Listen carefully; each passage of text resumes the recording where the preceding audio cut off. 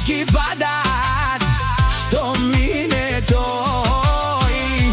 Goško geš, stil i vlast, v този свят, той е глас.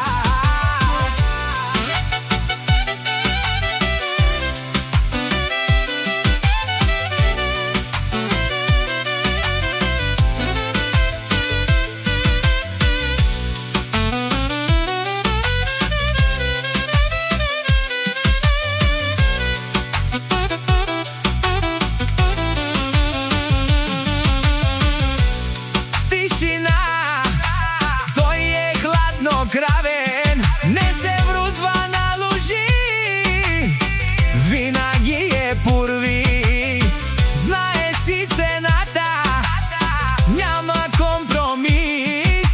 Ако го губиш целия си смисъл.